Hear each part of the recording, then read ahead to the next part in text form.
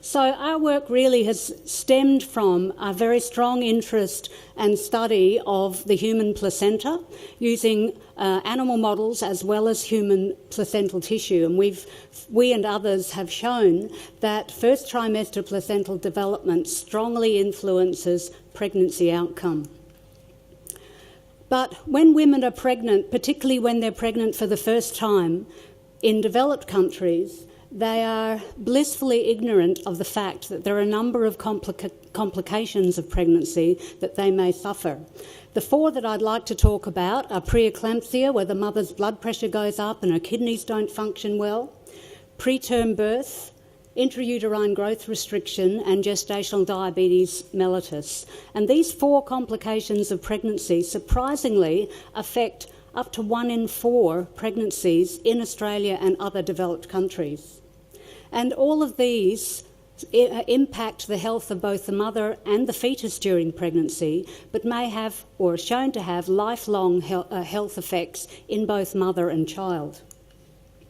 So we've been spending probably the last 10 years trying to develop tests that could be used in the clinic early in pregnancy to predict which women are at risk of developing these complications of pregnancy. We've been doing a number of other things you can see here, but the ones in purple are our major focus, but I'll just talk today mostly about the development of our screening tests. So to do this, you don't need to read all the detail here, but we undertook the study of a large cohort of pregnant women. We recruited nearly 1,200 women in Adelaide, but we're part of an international cohort, and we collected information and biological samples from over 5,600 pregnancies in Adelaide, Auckland, in 3 centres in the UK, and in Cork in Ireland. And we have a fantastically well-curated database. And with the data and the biological samples we've collected, we've been able to develop these tests that I'll talk about shortly. But first of all, just as outcomes for pregnant women in developing nations are quite different from those in developed countries, there are also inequalities within developed nations. So just here, I've got the outcomes. These are pregnancy outcomes across the top of this table. Non-cases, the women who had uncomplicated pregnancies, then we have preeclampsia, gestational hypertension, gestational diabetes, small for gestational age, and spontaneous preterm birth. And you can see in red here, the women recruited here in Adelaide at the Lyell McEwan Hospital, which serves a very socioeconomically disadvantaged population, have much poorer outcomes than any of the other centres. So here's New Zealand, which probably has the best outcomes in this international cohort. You can see here the non-cases. So we only had about 66% of our women in Adelaide who had completely uncomplicated pregnancies, compared to much higher numbers in these other centres. And you can see the outcome of preeclampsia. We had 8% in Adelaide compared to around 4% or 5% in the other centres. And we can go on right across with all these outcomes that the women in Adelaide fared much more poorly than the women in these other centres. All of them, I should say, are predominantly Caucasian in each centre. So what could be different about these populations that might increase their risk for poor outcomes? So here we have very similar tables showing maternal BMI. So this is the BMI when women became pregnant. And these are the BMI categories. Here is the category that we consider normal or lean BMI. And here are the women who are obese in these categories here. And you can see again in red, the Adelaide women were completely different in their BMI to the other women in the other centres. You can see that particularly women who were overweight or obese comprised about 57% of our population in Adelaide, compared to around about 39% in the other centres.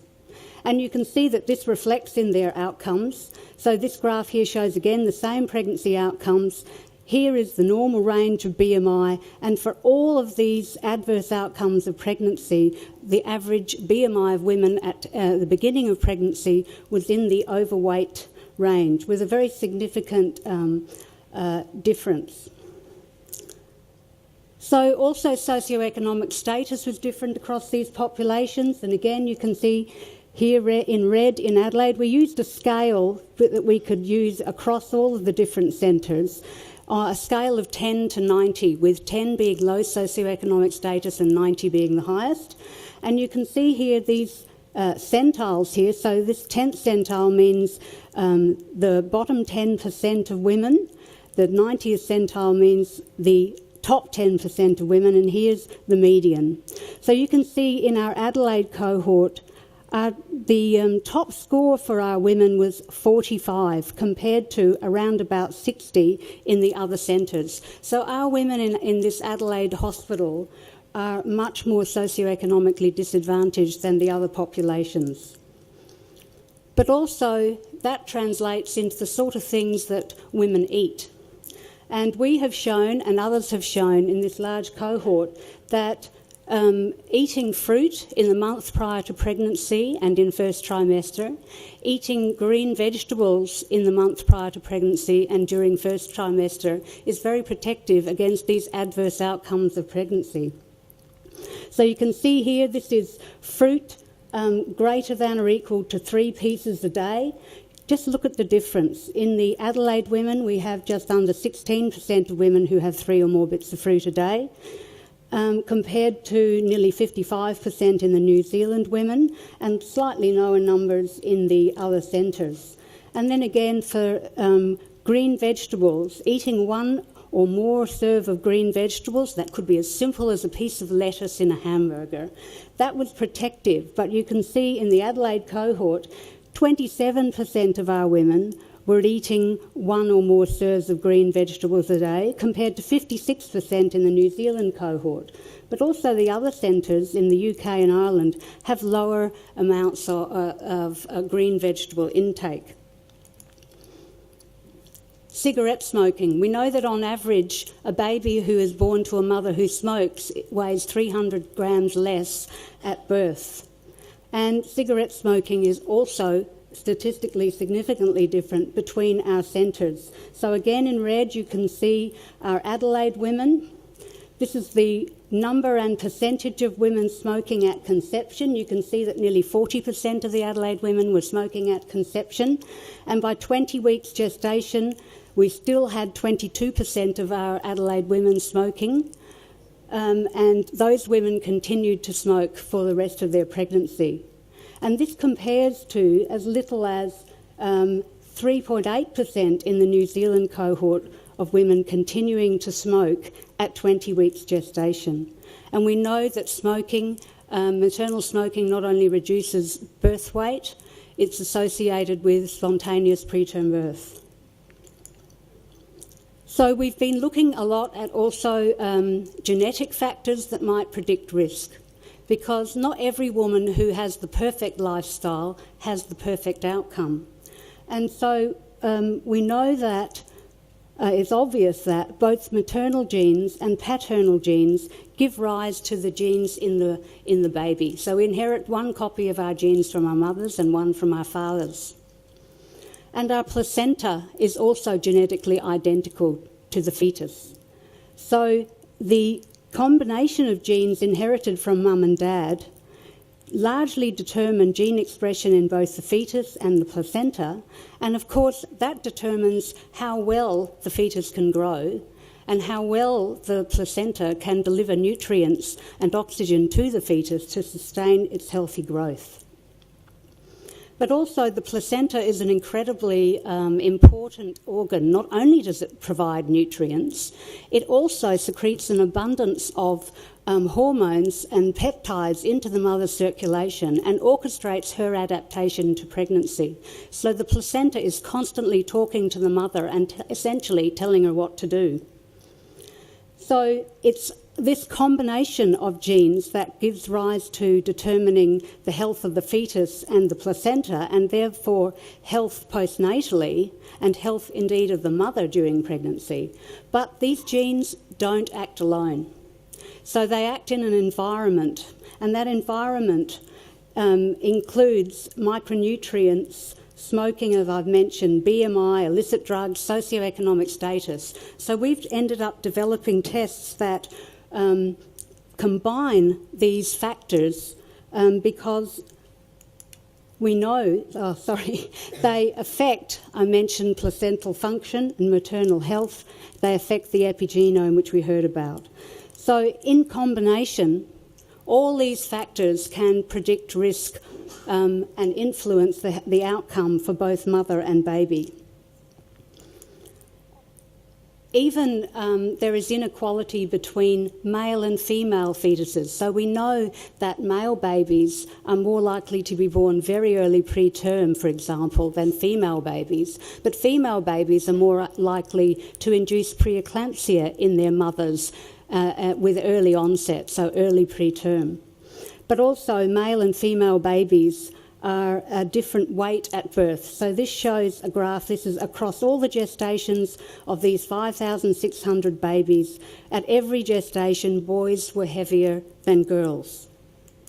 And what might explain that are global gene expression differences in the placenta. So we undertook a study where here you can see this circle represents all the chromosomes. So all these numbers are the chromosomes, and here's X and Y.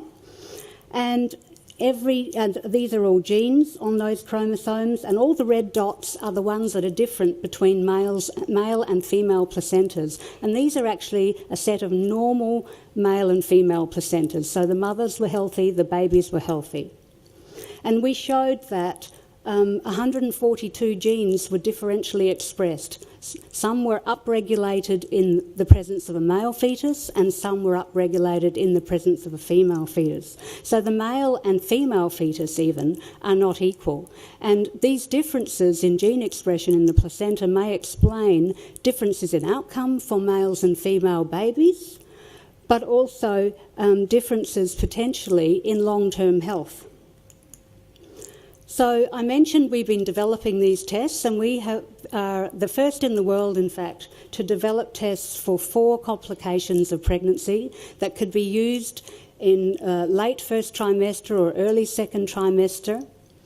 And we've used a very novel approach where we've come up with combinations of factors. There are clinical factors, lifestyle factors, genetic polymorphisms here we call SNPs, so they're just slight gene variants that change function of genes, and also family history.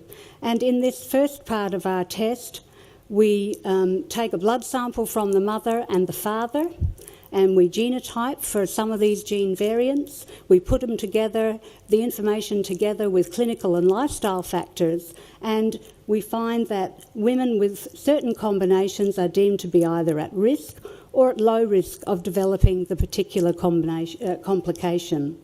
And then we put the women who were at risk through another test, which is just done basically on the computer. We don't have to take any blood or anything like that because we've already done it. And these, again, we have another combination of these clinical, lifestyle and genetic factors. And together they then divide the women at risk into those at high risk or those at moderate risk. And this would be incredibly useful for the clinician who, particularly when a woman is in her first pregnancy, so with no previous history of a pregnancy complication, the clinician would like to know which women are at risk. So this simple test identifies those women at high risk, which then allows the clinician to intervene to prevent the pregnancy complication or at least reduce its severity. So this test is quite simple. We need to measure just 25 maternal gene variants in her blood to capture all 4 complications, and we measure 11 in the father. Yes, dads do matter. They do contribute to outcomes, particularly actually preeclampsia and intrauterine growth restriction. The maternal genes are associated with all 4 complications, but for preterm birth and gestational diabetes, it's just maternal genes that are involved. So we also need to know clinical and lifestyle data, and these are all available at 12 to 15 weeks of gestation. And in our estimation, certainly our data suggests that about 32% of women would be deemed to be at high risk and therefore eligible for some sort of preventive intervention. And over 30% of those women actually go on and develop a pregnancy complication. So those women then would have been eligible for an intervention, but also they would have received much more close monitoring from their clinicians so that when things start to go wrong, they're picked up early. And so the severity of their illness and that of their baby would be reduced. So we're currently validating these. I should have said these models have been developed in the Adelaide and Auckland cohorts, and those are actually at the extremes of our population differences. So the Adelaide women had the lowest socioeconomic status, etc., whereas the New Zealand women had the highest socioeconomic status, had better diets, didn't smoke, that sort of thing. So we're validating them now in the UK and Irish pregnancies, and we've also started a new study called Screening Test to Predict Poor Outcomes of Pregnancy, or STOP. We're currently recruiting at the Lyell McEwin Hospital, and shortly we'll start at the Women's and Children's Hospital. Thank you very much.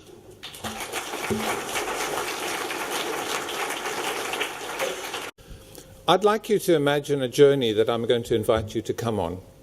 This journey is going to involve 100 of you, and we're going to go to a wonderful place which is about 3/4 of a year away from here. You're only going to have to walk maybe 4 or 5 kilometres a day. You're going to have a wonderful guide who knows exactly how to get there. Free food, free drink. The accommodation is fantastic. It's air-conditioned, it's warm. You're completely immune from any bad environment. There's one problem. Just before you get there, there's going to be a river that you've got to swim across, but almost everyone gets across it. And when you arrive there, we're going to provide you with great security for 5 years. Everything will be perfect. So would you come with me on that journey? Well, let me give you some figures. 70 of you won't even get to the river. This is out of 100. 3 of you won't get across the river. And the rest of you who managed to get across to this place of safety, more than 20% of you are going to be dead at the end of 5 years. Would you come with me on that journey? Of course not. But this is the journey that an embryo takes in a woman in Africa in the middle of a rural setting. We may not identify that that embryo has existed because the mother may reject it before implantation even occurs. But we know a large number of embryos are formed that the fallopian tube and the uterus don't accept. But then when we do get a pregnancy, there's a high risk of miscarriage. If we get past the miscarriage, there's the risk of preterm labour, of stillbirth, and many other things that can happen. When you get to the river, which is giving birth, many people don't make it through that. And then even when you're born, you're not going to survive very long if you live in Africa or a developing country. So pregnancy is life's most dangerous journey. Not for the woman necessarily, although I show you it is for some, but for an embryo, an egg and a sperm that's got together, the vast majority of embryos never make it through to 5 years of life. So pregnancy is incredibly dangerous. I want to illustrate to you today, in the short time that I've got available, why reproductive biology, reproductive medicine, and clear thinking can transform the lives of women, children, and men across the world. And most of this audience are scientists. You generate vast amounts of data. But I want to get you to think simply. How can you take simple thoughts and transform society? I'm going to give you 3 examples. So to remind you that 1 million babies each each year don't survive the first day of life. 6.3 million children die before their 5th birthday. And every day, 820 women die in labour. What an amazing statistic. So I want to take you to this place and this man. This hospital is called Harare Central Hospital. And I grew up in Zimbabwe, and I spent 30 years of my life there. And I learnt my obstetrics and gynecology in this hospital. When I was there, there were more deliveries in one hospital in that year than the whole of South Australia delivers in 1 year. I reckon the doctors we had were as good as any in the Western world. Our technology was fantastic. We could prick the head of the baby and do pH and all sorts of things on it. We were able to do electroencephalopathy on the baby's head. We were able to look at the brain waves. Our doctors were fantastic. Our technology was great. And yet, 100 out of 1,000 babies that were born in that hospital died. We'd done everything perfectly. At that time in South Australia, maybe 15 would have died out of 1,000. So what was the difference? The difference was out in society. And the first professor of obstetrics and gynecology, I consider the most influential person in my life. He only published 20 papers in his life. But any of you who are under the age of 40 in this room, you've been totally influenced by this man, and I'm going to show you why. You're all used to the London Underground diagram, which is considered one of the great inventions graphically of all time. This is just as good. This is called a partogram. And up until the time that Philpott came to Adelaide, no one had ever graphically shown what labour looked like. And he took a very simple context. This line is the way that the cervix dilates in a woman. And he noticed that if he waited 4 hours and then took action, that the woman would still be all right. So let me illustrate this. So this is the cervix dilating in an African woman where progress was really slow. And often women would go on for 7-10 days in labour. The baby would die, they would die. This is what should happen to a normal cervix in labour. It should go to the left of that line. And this is what happens if things are going slowly and then you do something. You give oxytocin or you make a decision about caesarean section. You can save the mother and the baby. Nobody thought of this before. It took an African doctor to think of this. Within a year, I remember people from UK coming and learning this. Soon these graphs went into the UK. Every hospital in the world now uses this. A simple reproductive observation on cervical dilatation led to a simple chart, led to massive changes across the world, and within 5 years we dropped that death rate from 100 to 40. However, what Philpott reminded me is he said, we can't go any better than this. We can get down to 40, but until we change society, we're not going to do anything further. So science has got a limit. Great thinking takes us a long way, but we have to engage with society. So we live in a world where you'll see some of these figures. 175 million children affected by disasters. 1 in 5 people live on less than $1.25 a day. And you can look at all the other figures. Until we change society, it doesn't matter what we do in science and medicine, we can only get to a certain level. You have to be politically involved. So here's another hero. Basil Hetzel is a South Australian professor who spent most of his life looking at thyroid and iodine and thyroxine pathways. He was a clinical scientist. But he got involved in Papua New Guinea, and it was noted there that a lot of women had goiters, and it was also noted that there were a lot of children being born with intellectual deficiency. Hetzel put this together and realized that the mothers were thyroxine deficient, and if he could get their thyroxine up, the babies would be born with a good brain. And he did a clinical trial, a massive clinical trial, beautifully conducted in Papua New Guinea, and conclusively shown that giving iodine to women reversed brain damage. His science led to a simple idea, led to political action, and led to outcomes for babies and mothers that were fantastic. Well, what about us? We've looked at poverty. What about prosperity? We live in a world where we're surrounded by revolutions, the reproductive revolution, the information revolution. I sit every day seeing patients who sit with their reproductive menus and tell me what they want in terms of their reproductive treatment, and you all deal with genetics.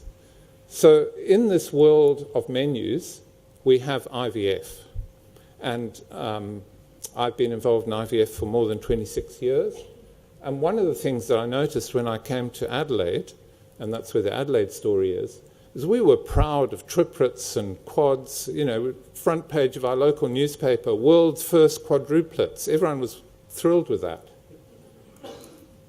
But look at the perinatal mortality that you get in the top line here if you have multiple pregnancies. This is 3 times higher than if you have a single baby. So how can you be proud of that? We've got this wonderful science. We've transformed the life of infertile couples, and yet we're producing 30% of all our pregnancies are babies that are destined to have a very poor prognosis. So what did we do about it? Well, we got our lab going, we took political action, and we transformed things in Australia. And I'd like to show you this. This is one of the greatest achievements of IVF anywhere in the world, and it's not necessarily based just on science.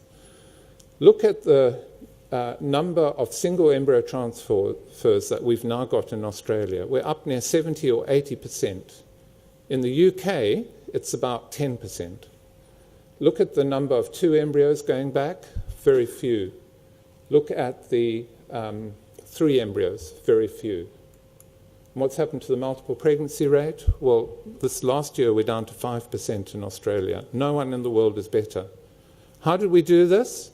Great scientists at the Queen Elizabeth Hospital working on giving us great embryos so that the doctors were confident. The doctors going out and convincing other people. And finally the patients saying, I want that. I don't want a baby that's got a high perinatal mortality rate. I'll take that. You can't shop around anywhere in Australia for 2 embryos now. You'll only get 1. Again, a simple idea, good science, political action, great outcomes for people. So this is my last slide. We're going to hear a lot today about the developmental origins of health and disease. And there's no doubt that across generations we influence each other. What happens to us as an embryo, as a fetus, as a neonate, predetermines later life. But it's also what the grandparents and the parents do in terms of the nutritional and environmental exposure that we give to our offspring. And I believe the only way that we're going to really address the big political, social, and other issues that Philpott mentioned is by combining basic biology together with good clinical investigation, and then finally with translating that in the community. So for all of you in the audience, whether you're a scientist, whether you're a clinical doctor, or whether you're a member of the public, together we can absolutely change the way that men, women, and their babies have a great outcome for later in life. And hopefully what happens in Adelaide can have a great effect back in Africa, in India, and in many other countries in the world where women, children, and their families suffer from these terrible things. Thank you.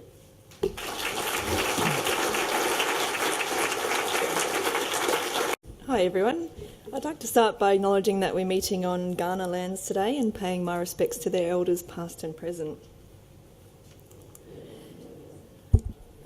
Earlier this year, the World Health Organization released this report called The State of Inequality, and it showed that globally inequality still persists in most reproductive, child, maternal, perinatal, newborn health outcomes that were measured, and that women who experienced social and economic disadvantage were at the greatest risk of poor health. Of all of the indicators that the report assessed, the widest gap occurred in the proportion of births that were attended by a skilled attendant, where this proportion varied by up to 80% between the richest and the poorest women. And the gaps in access to care in pregnancy and birth were apparent both between high-income countries and low-income countries, but also between the richest and the poorest women living in the same country. Here in Australia, which we know is a high-income country, almost all women who give birth have access to a skilled attendant, and yet we see persistent inequalities occurring in many reproductive and perinatal outcomes. And when we start to look at patterns of health inequalities in subgroups of the population, it is apparent that these inequalities are multidimensional. For example, this graph shows the proportion of low birth weight babies, so born less than 2.5 kilos, in a range of population subgroups in Australia in 2012. We can see that overall, around about 6% of births, actually quite hard to point from this distance, about 6% of births in about 6% of births, the babies were born low birth weight. And we can see that this proportion is much higher among women living in low SES areas compared with high SES areas. But also there are important inequalities that occur beyond the effects of poverty. So place of residence is important. We see in remote areas the proportion is much higher compared with major cities up here. Whether or not your mother was a migrant has an interesting effect. The proportion of low birth weight babies among migrant women is actually lower than the total Australian rate. But when you look down the bottom, we see that by far the greatest inequalities in low birth weight occur when you compare Aboriginal and Torres Strait Islander women to non-Aboriginal women, where the frequency is roughly double, so around about 12%. And when we look at trends in low birth weight in the past decade, you can see progress in reducing this gap has actually been very slow. So in this graph, the top line represents the proportion of low birth weight babies among Aboriginal and Torres Strait Islander women in a 10-year period. The bottom line is the proportion among non-Indigenous women. We can see that since 2000, there has been a small but significant decrease in the proportion of low birth weight babies, equivalent of, among Aboriginal women, equivalent of about a 9% decrease. There's been no significant change among non-Indigenous women, so we are closing the gap, but only ever so slightly. Part of this small decrease or small improvement in low birth weight babies among Aboriginal and Torres Strait Islander women is probably due to a very small reduction in preterm birth, which we know is a determinant of low birth weight. So since 2000, there's been about a 7% reduction in preterm births among Aboriginal and Torres Strait Islander women, and we've seen, and as Sarah alluded to, a very small increase, or perhaps not a very small, a significant increase among non-Indigenous women. So again, the gap is starting to close, but only ever so slightly. When we look at other indicators of reproductive ill health, we see a very similar pattern. So this is a graph for stillbirth. We can see among various population groups, we can see overall, I think the proportion is about 7.5% per 1,000 babies, much higher among those living in the most disadvantaged areas, higher among women living in remote areas, much higher in those women who smoked compared with those who didn't smoke. But again, the greatest disparity occurring when you compare Aboriginal and Torres Strait Islander mothers to non-Indigenous mothers, where the rate is around about 1.5 times higher. Now, I could put up the same graph for a number of other reproductive indicators, but the story is pretty much always the same, that Aboriginal and Torres Strait Islander women experience much greater reproductive ill health than any other population group.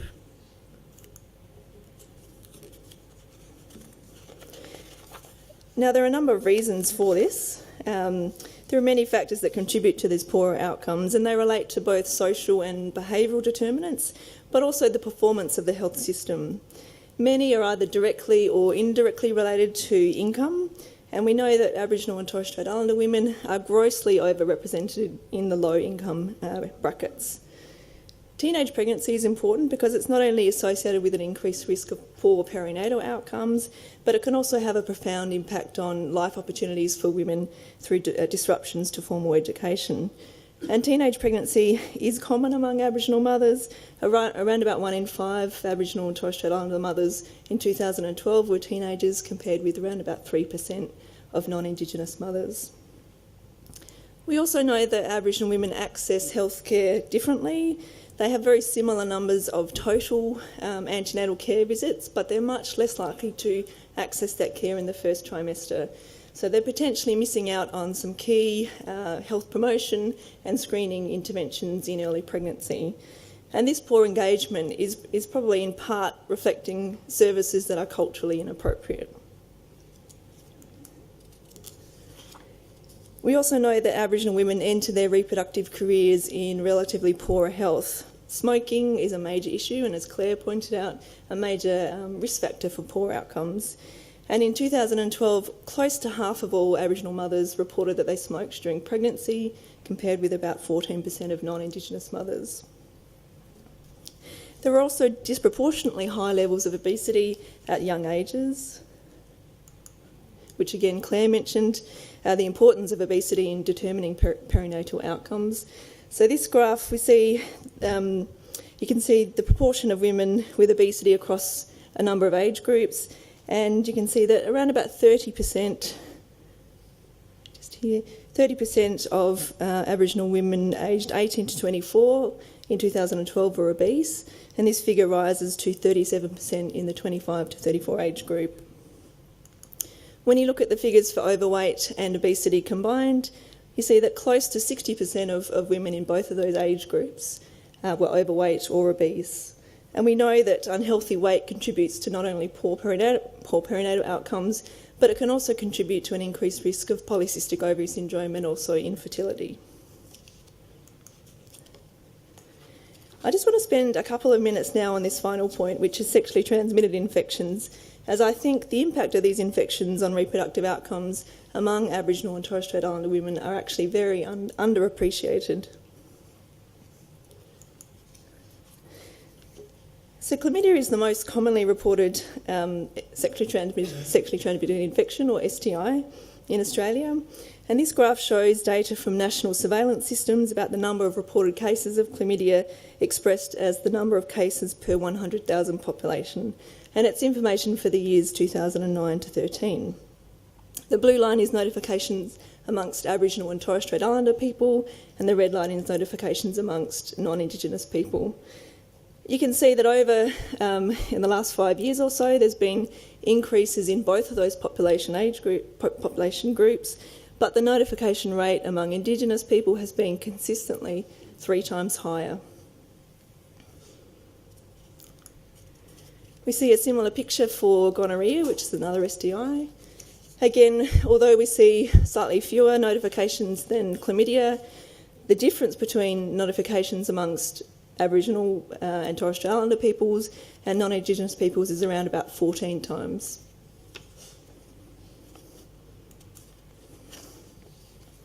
So notification rates for these STIs are highest amongst the very young people, and particularly high amongst those living in remote areas. And what I want to do now is just show you some data from a paper that we published earlier this year, which involved analysis of laboratory data for close to 13,500 individuals living across 68 remote communities in Northern Australia.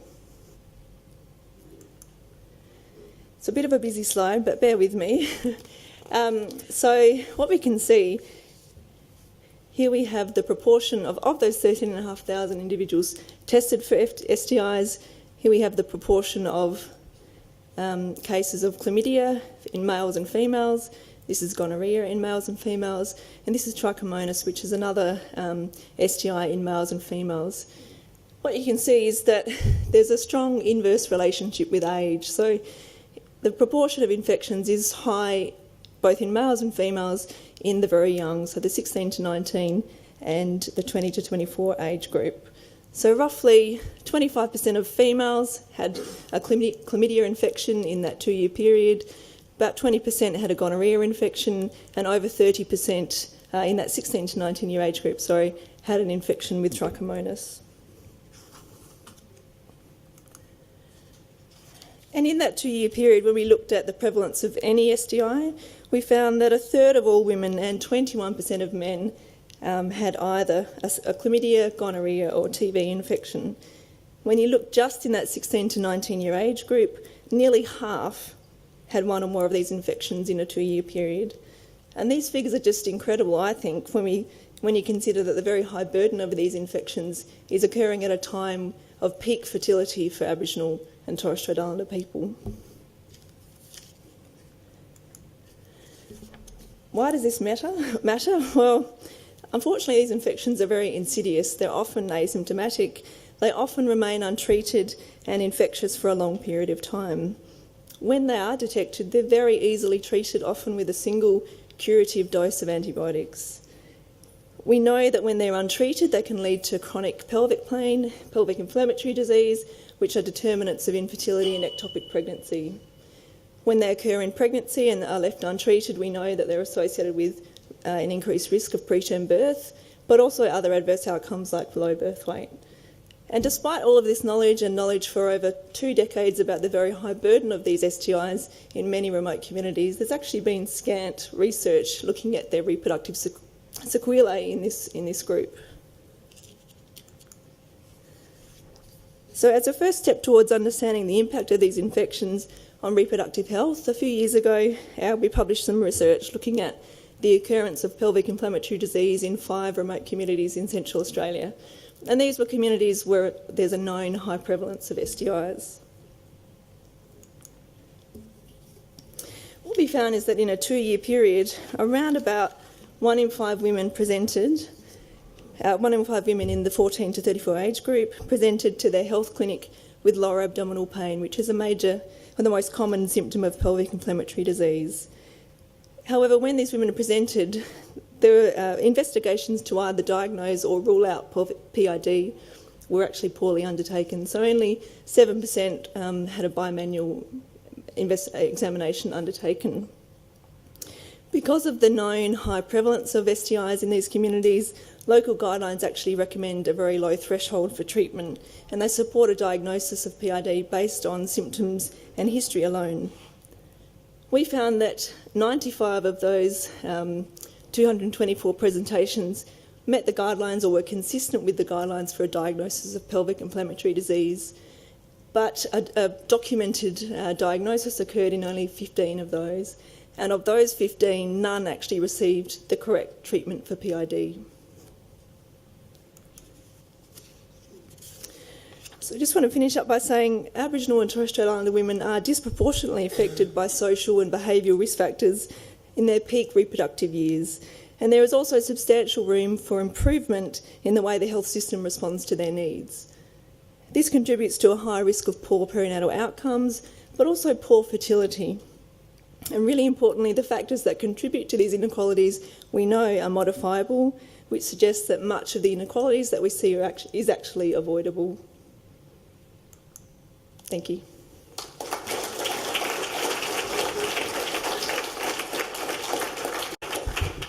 Good afternoon, everybody. It's a great pleasure to be here, and hello to those who are looking at us on the web as well.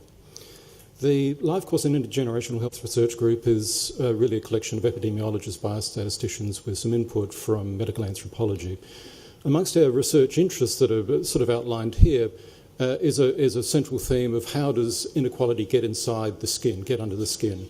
So we're interested in how modifiable social factors alter developmental biology in such a way that it predisposes the next generation to increase chronic disease risk, and then how that interacts again with the postnatal environment to perpetuate that across generations. In terms of a proposition for today's talk, I propose that one of the things we can do here is we can actually look at how the environment alters growth, interacts with the postnatal environment, both nutritionally and structurally, which alters the maternal phenotype, which in turn feeds into the next generation. So the topic for today that I'd be trying to address is how social and economic transitions over the last 100 years have shifted us from a time of famine to a time of plenty. And also I'll try to illustrate this with some local studies, primarily from Adelaide. But here, for example, is a very interesting example of how rehabilitation, in Stewart's model here, these rats were malnourished for 12 generations, and then a very sudden rehabilitation. In this case, this guy here was rehabilitated in utero, and there's a 20% over-rebound above the background rate of the control animals. So it's a nice example of showing that a chronic multiple generation deprivation can actually give rise to extremely sharp rebound effects. Similarly, the postnatal environment here is extremely important. These littermates suffered deprivation of either protein or total energy in the first year of life and ended up with massively different sizes.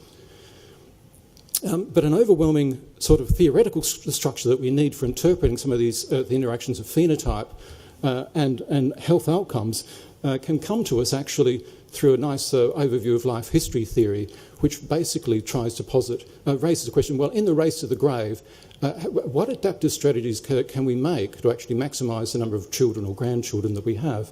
And effectively, it's a debate of go fast and die young, or try and grow slow and make a big investment, either in pregnancy or in conception, pregnancy, and the offspring. And we can find really nice animal examples of this where, for example, the mouse model is an excellent example of an animal that breeds very early, gives birth to very immature young with its high perinatal death rates, and then starts reproducing very fast again. By contrast, we're at the other extreme, where we make tremendous investment in a long gestation, small family size, full small numbers of litters. Singletons are normal and better for us. But we also have quite long life expectancies. Now, a nice example of this is David Barker's early work. It's kind of encapsulated in developmental origins of early disease, which I don't need to go into here for most of the audience, but I'll let you read that for a moment. And really that was based on the very early fetal programming work of David Barker in Southampton, where he did some early observational epidemiological studies, which really look so close to the life history theory work as to be rather spooky. So he looked at hotspots for cardiovascular disease and death rates in the UK, and then found there was actually really quite a nice linear association between perinatal death rates in the 1920s and then deaths from cardiovascular disease 60 years later. Now, this is exactly as predicted from life history theory, and it's really a very nice example. He then went on to find that, in fact, it wasn't just a chance association, but in fact it was a meaningful association. And this has been replicated in many other cohort studies around the planet and has been manipulated in experimental models. And indeed, David's work was rather prescient in terms of linking this to social inequalities, where he said the seeds of inequality in health in the next century are being sown today in inner cities and other communities where adverse influences impair the growth, nutrition and health of the mothers and their infants. Now, there's a range of programming questions that emerge from this that we try and unpack. And and we'll step through a couple of nice examples of this today, primarily around the how nutrition transition has given rise to increased rates of obesity.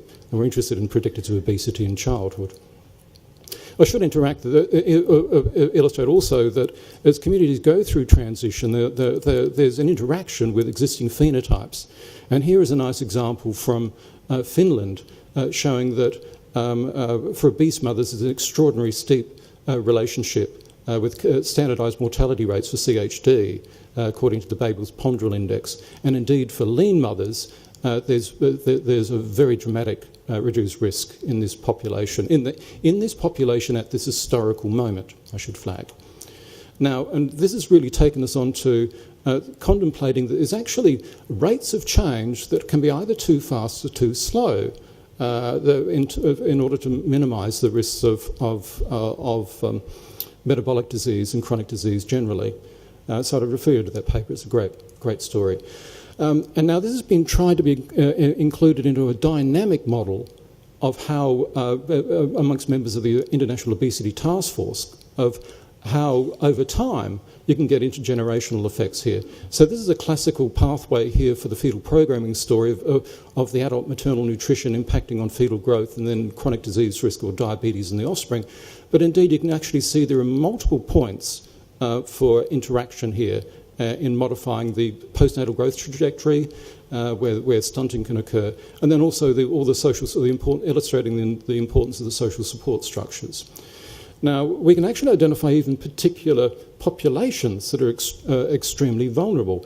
This on the right is a photograph of Ranjan Rajnik, diabetologist in Pune in India, and his Caucasian colleague. Now, they actually have exactly the same BMI of 22.3, but the percent body fat is drastically altered, drastically different, from 9.1% on the left to 21% on the right. Now, Ranjan subsequently went on in his Pune birth cohort to discover what he calls the thin fat phenotype, where the mothers were on average 42 kilos in the first trimester of pregnancy. The average birth weight of the babies was 2.5 kilos, but what he discovered was they weren't missing fat, they're actually missing muscle. So muscle is expensive to build and expensive to maintain. So this thrifty phenotype is manifest in the Pune cohort, and Ranjan thinks with the rising levels of obesity in India and the middle class, particularly at the moment, that there's an unstoppable torrent of type 2 diabetes for the future. Now, I should also mention that growth trajectories and the hitting of developmental milestones are also highly modified by nutrition transition. And on the right, down the bottom here, we can actually see how there's been a decline over 100 years in the age of menarche in girls. Now, this is actually slightly worrying from one perspective, because early menarche also slows down final attained height, which is itself a predictor of mortality from chronic disease. And our group, this paper led by Lynn Giles, was actually using a cohort study here in Adelaide, was able to show that early menarche was actually also related to the chance of death in women who survived to age 65. So we have some evidence to suggest that this cohort, this tendency here is a likely concern for the future. I'll just quickly flag a couple of results from a local study, because we're here in Adelaide. The Generation 1 study led by Vivian Moore. Here it's basically a relatively small but well-characterised cohort study that's fairly representative of children who were Caucasian children born at that time. There were serial follow-ups of the children over time, and I'll just flag a couple of outcomes that are of interest for today's talk. Firstly, with regard to maternal body composition, Wana Mufti, for a PhD, was able to show that pre-pregnancy body size and gestational diabetes were positively associated with the child's insulin resistance at age 10, independent of the child's size and weight gain and the mother's weight gain in pregnancy. Now, that's clearly an important outcome, given the increased weight of mothers entering pregnancy in the current era. Secondly, we're able to show that looked at the growth trajectory of the offspring, and that work was led by Lynn Giles here. And we were able to identify 4 discrete growth trajectories, including one which was an accelerating and a high growth trajectory. And all of these trajectories could be associated with the size of the baby the child at age 9. But of the antenatal factors, the most important distinguishing factor was maternal obesity in early pregnancy, and by implication around the time of conception, which was associated with a near quadrupling of the risk of membership of the accelerating group. Then further, we're also able to show that it wasn't merely maternal body composition prior to conception or in early pregnancy that were drivers of obesity, but there's also a social context in which families exist. And we're able to demonstrate here that most frequent house moves, more frequent house moves in the first 3.5 years of life were also associated with pace of growth and body composition. And then finally, it's also, of course, parenting practices and the capacity for parents to, the capacity for parents to actually nurture their young is an important predictor of obesity. And here we're able to indicate that paternal non-standard work schedules plus long work hours by mothers were both independently associated with the risk of obesity in children. And then finally, in terms of when do women start having their families, Emily Steele, doing a PhD with us, was able to demonstrate that economic insecurity, job insecurity, was also a driver of the decision as to when to start having children. And this is really quite severely represented. If women had 5 years of precarious employment, she was about 30% more likely to be childless by the age of 30. And this is particularly evident amongst well-educated couples. So it's an entirely, deferred childbearing is an entirely rational decision under these circumstances. But importantly, these are areas in which there is labour force policy that governs these decisions, and it's clearly modifiable. And then finally, there's been an interesting transition in how we actually think about obesity. When the poor were skinny, we didn't necessarily blame them for being skinny, but now poverty is associated with obesity. We're starting to actually blame the fat for their circumstance and say that it's all a lack of willpower. And this is going to be illustrated in this slide, where it only makes sense as a joke because this woman thinks this man's got it all under control. Okay, it doesn't make sense otherwise. So it's a nice way in which you can kind of think backwards and think about, well, how do we actually think about the social structures that control obesity? Oh, sorry, that's already been done. So finally, in conclusion, what can we do? Well, one of the things we can do is simply follow the WHO guidelines about how to protect women and children. But in rich countries, there are possibly a couple of other things to do with actually ensuring that there is a stable labour force and start factoring in the health consequences, not just for the adults, but actually the potential health consequences for the children when constructing labour force policy and basically constructing any policy whatsoever. So with that, I'll just like to acknowledge the people who helped with particularly the Generation 1 study. And then finally, just to illustrate that we can make nonsense of anything, there's a very nice epidemiological study, observational epi, demonstrating that the density of storks in Germany correlates with the birth rate. But interestingly, it was actually replicated, and they found that it was only home deliveries that were increased. So there's clearly a selective pressure going on. So thank you very much for your time.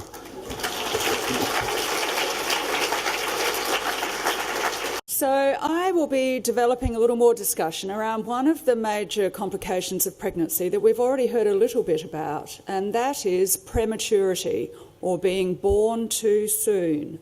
And I'll tell you a little bit about the social, the environmental and the biological factors that have an impact on the timing of birth and whether or not a baby is likely to be born early. And importantly, how we now understand that many of these factors seem to interact. And together they are so important because prematurity is the single greatest cause of death and also lifelong disability in children. And this has now been announced by the WHO with being born too soon overtaking diarrheal diseases as the major worldwide problem affecting our children. And of course, with the enormous number of babies born prematurely, this is a huge factor that affects many families, and the impact can be devastating and the consequences for children can be lifelong. So preterm birth affects, depending on which country you look at, some 5 to 18% of all births. And importantly, in every country in the world, the rates are increasing, and we don't really understand why. And this is a major issue, as you can imagine. And particularly for very preterm and extremely preterm babies that are born less than 28 weeks of pregnancy, there can be major lifelong adverse health consequences, which mean that these children don't reach their full lifetime potential. So, that is really a worry. And the consequences can be neurodevelopmental impairment, cerebral palsy, and learning difficulties, hearing or vision loss, respiratory complications, or problems with the way the gastrointestinal tract works. So these are things that affect children in the weeks and months after birth, but go on to affect the health of those children right through their life. Importantly, even those children who are not born very preterm, so perhaps less than 37 weeks of gestation, are also affected. And we now understand that many of the non-communicable diseases that are affecting our community, with things like neurological and behavioural problems, things like autism, again feeding into learning difficulties, also metabolic disorders affecting later life development of heart disease and diabetes, and additionally immunological disorders, allergy and asthma, are increased in prevalence in children that are born even moderately preterm. So this is a global challenge. As we've heard from Rob, some 15 million babies every year are born too soon. Of those, 1 million will die. There's local relevance. This isn't just in countries like Africa that we've heard about. In every country of the world, the incidence is high, and in Australia it's 8.5%, and it's increasing, up from 7% some 15 years ago. It's especially important because the rate in our Indigenous women is terribly high, at 15%, and we must do something about this. So nearly 24,000 babies are born preterm in Australia every year, and more than 1,500 of those here in South Australia. It doesn't just affect those babies, but importantly, of course, affects their families and society as a whole. The single greatest cause of the cost of running every women's and children's hospital in our country and around the world is prematurity. The cost of neonatal intensive care is more than $3,000 a day, for individual children reaching over $200,000. And of course, the emotional and psychological cost to families and the lost productivity to those families have consequences for us as a society. The topic today is about social inequality and the impact of social disadvantage. So in lower income countries, on average, 12% of babies are born too early, a higher rate than what we see in better off countries like Australia. But surprisingly, some of the countries that we might expect to have low levels, like the United States, have high levels, some more than 12%, with particularly some subsectors of the community, the non-white and the poorer sections of society, almost always more adversely affected. More than 90% of extremely preterm babies in our society will survive due to great hospital care. But in low-income countries, many of these will die within the first days of life, and less than 10% will survive. And within all countries, poorer families are at higher risk. So we are doing fantastic things to improve outcomes for preterm babies, particularly in countries like Australia and other parts of the developing world. And Australia and New Zealand have a very proud record in this, with work by our Montligans in Auckland, Caroline Crowther here in Adelaide and others, really making profound impact on the health of babies that are born too soon through understanding how we can use steroids to allow the lung to mature and give those babies a better chance at life, and other interventions like magnesium sulfate to reduce the likelihood of cerebral palsy. Now, really importantly, there is fantastic work going on in Australia to come up with new advances to treat these babies better after they're born and to increase the chances of a life where they'll live and where the risk of complications is reduced. So I'm highlighting just a couple of really good, I think, pieces of work going on here at Monash, where very high-tech approaches are now being taken, including using the synchrotron and magnetic resonance, to really understand how the organs of these babies that are born too soon are impaired, and how we might then come up with better ways of allowing those organs or assisting those organs to mature so that we can help those little ones do well.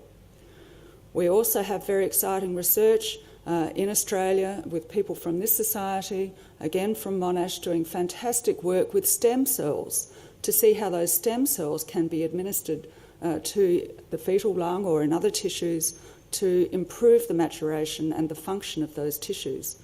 And this is great to finally see really high-tech, first-rate, cutting-edge science being applied to the reproductive and pregnancy setting. But the second part of the solution, I think, is not just to improve the prospects for preterm babies, but to try and do something about reducing the incidence. So the first way to reduce incidence is to be able to identify who is at risk. And as we've heard from Claire Roberts, the capacity to develop tools and predictive ways of figuring out who needs extra care is really coming forward, and that's fantastic because it means we can triage those women and make sure they get the care they need. But it's complicated. As we've heard from Claire, there are so many predisposing factors, so many of these that seem to all work to be triggers for preterm birth. Now, how can that be? Things like multiple pregnancy, insufficient suboptimal nutrition, exposure to pollution, infection, genetics that predispose you, asthma, even psychosocial stress. All of these seem to be linked with the likelihood of preterm birth. And this presents us with an incredible scientific conundrum to understand how all these factors are interacting. To make matters worse, there are new triggering factors emerging, and air pollution, particularly exposure to exhaust in very polluted cities with women who live close to freeways or very busy highways, seeming to have more than a substantial increase in the likelihood of preterm birth. And just recently, a very compelling paper published from Harvard on the likelihood that the endocrine disrupting chemicals found in plastics, the phthalates and bisphenol A, also being linked with preterm birth, so that women who have preterm birth have five-fold increase incidence levels of phthalates in their urine. So I think there's really exciting science coming forward now on predicting who is at risk, and as we've heard from Claire, finding genes and environmental factors that predispose and understanding the way they interact. And this will help us develop new diagnostic tests and predictive tools, but they require a lot of money and very large international efforts. Surely the ultimate, though, part of the solution is to do what we can to prevent preterm birth. Now, this sounds like an incredible challenge, and I really believe it is, but I think that we are now in a position where it is tractable and we can tackle it. And the scientists here in the room and in Australia are going to make really important contributions to that. But it won't be simple. The solution will reach from cells through to cities and environments and societies as a whole. So I guess we'd all like a simple solution where we develop a drug and take a pill and that will make that preterm birth go away. Well, that's unlikely to happen, or at least in as very simple way as that. Importantly, we also need to understand these causes, develop and adopt effective protective interventions. But all of this rests on understanding the underlying biological pathways and the mechanisms by which all of those different triggers are interacting to impact the timing of birth. So to do that, we have to understand, well, what are the normal pathways to on-time birth? And it always amazes me that we can put men on the moon, but we don't understand what it is that drives the timing of birth fully in women. We're getting much closer through the fabulous work of people like Roger Short and his group in Newcastle, but we have more work to do. So we can learn from that and think about... Did I call you Roger Short? I am so sorry, Roger. I know Roger Short's here and he's done some fantastic things. It's Roger Smith who's done the fantastic work with CRH and the timing of birth.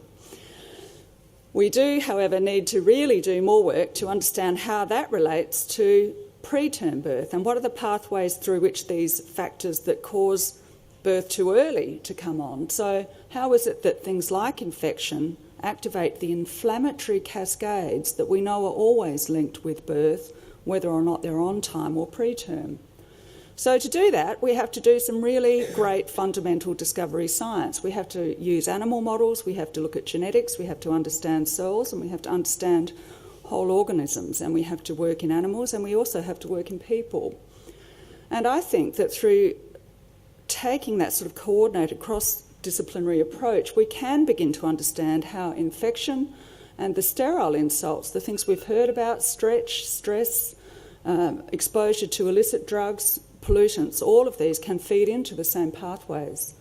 So there is some work published from our laboratory now that shows that the toll-like receptors are at the apex of the inflammatory cascade, and importantly, these toll-like receptors respond not only to infection but also to these sterile inflammatory stimuli, the particles in air pollution, some of the chemicals that we know trigger preterm birth, the other kinds of ischemic stressors and other insults all feed into, activate inflammation through the toll-like receptors.